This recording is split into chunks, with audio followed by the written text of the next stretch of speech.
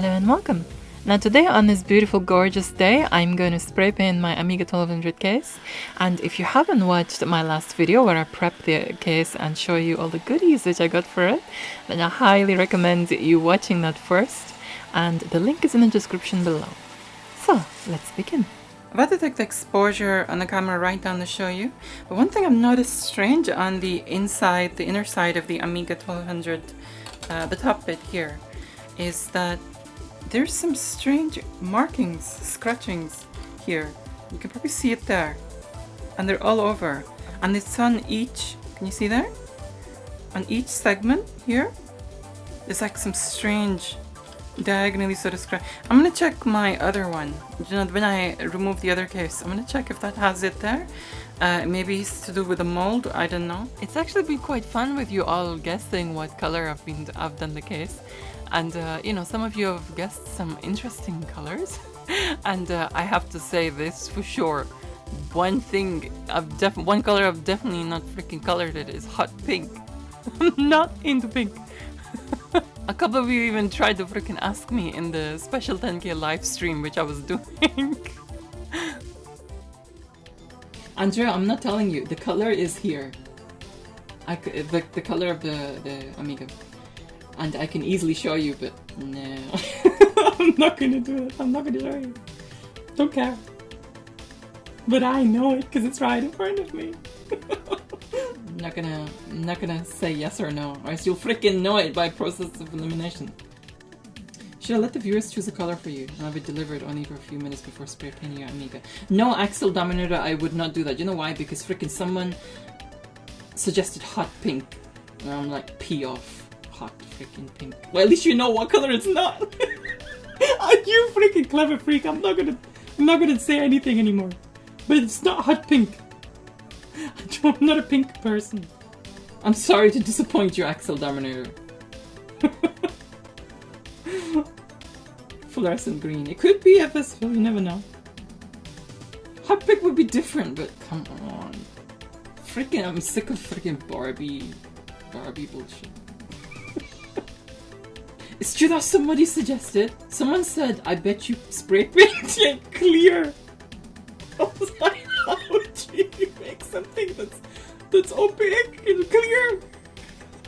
That'd be so cool.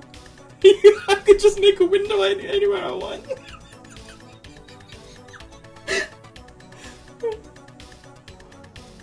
Like, I don't want a window here, there's not enough light.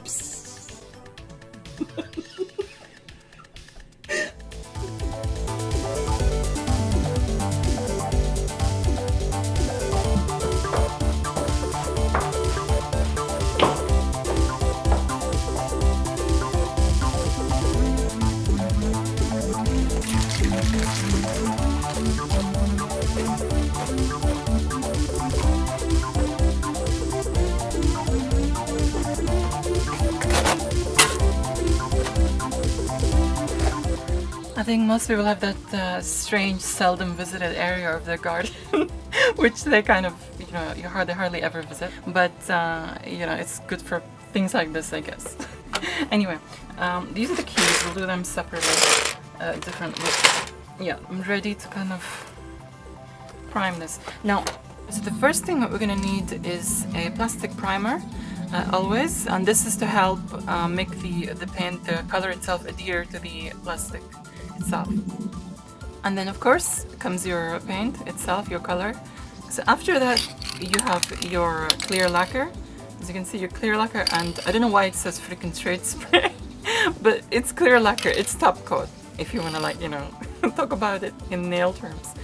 And yeah, that gives it a nice glossy finish, or nice whatever finish, depending. This one I don't think it's kind of glossy, it's just the coating, but it gives it a nice finish. It brings up the metallic color. Trust me, I've tried it. Actually, the same color I painted the Sid box, which you probably, if you haven't seen my Sid box video, you must see it in I've linked it in the description below also. But yeah, this is that same color. Okay, so first stage is the plastic primer, and of course the shake. And just give a good coat of that.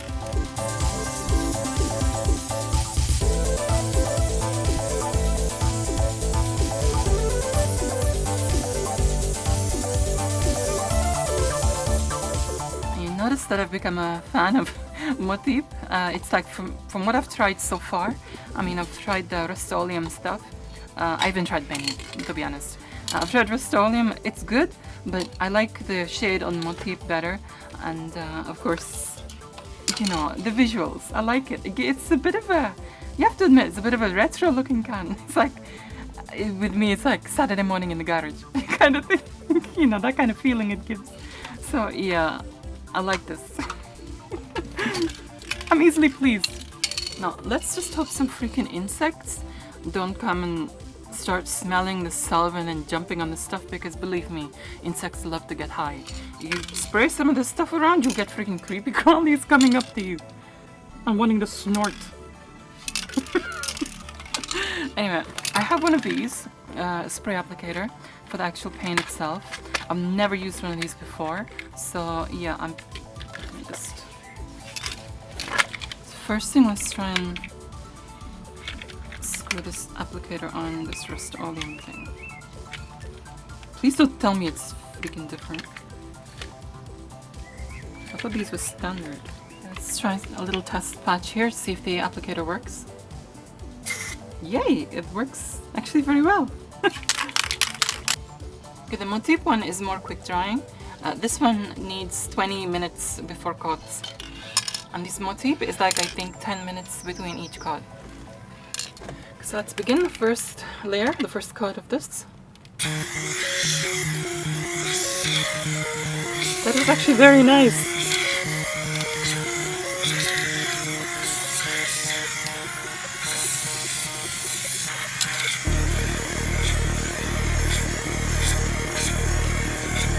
That is so nice.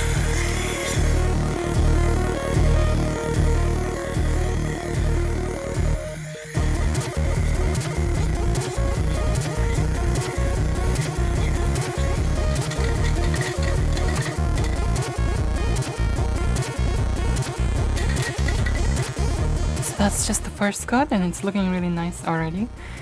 So what I'm gonna do, we're gonna have to leave that for like half an hour or something before we can, you know, do another coat of that Motif one. So what I'm gonna do is just set another area up here for the keys.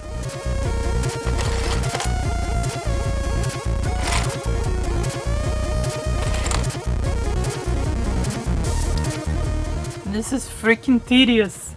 You need so much patience for this. It's like every tiddly little freaking key. You gotta make sure they don't freaking blow away as well when you spray them. Right, okay, let's freaking apply the primer.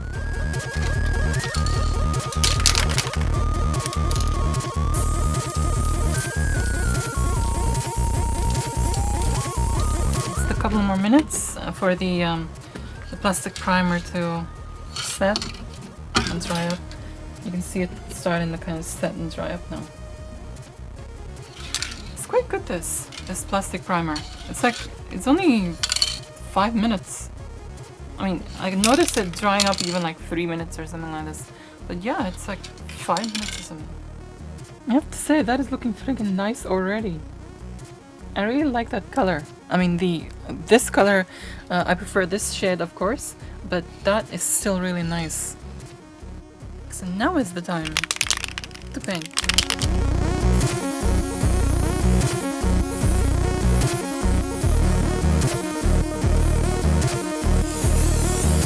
Okay, that's one good coat. Made sure. Okay, so here goes.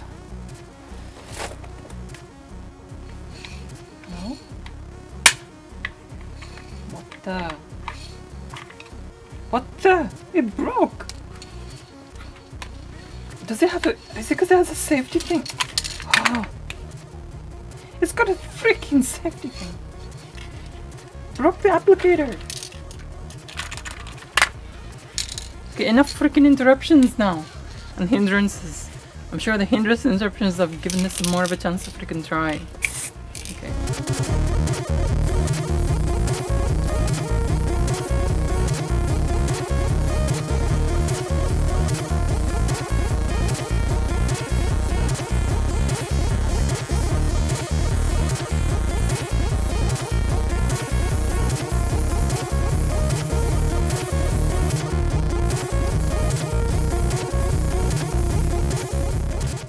after this, I'm gonna give it another coat, and after that coat, it's gonna need 2 hours to actually dry and harden, I should say.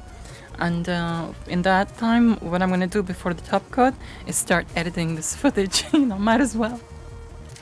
Okay, so these keys they're touch dry.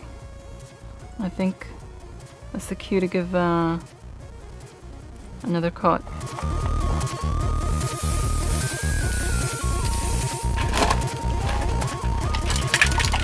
So one final coat, and yes, the trapdoor is there. I wasn't showing it before because I just did one coat and trapdoor to test it. Just so it doesn't freaking melt the plastic or something.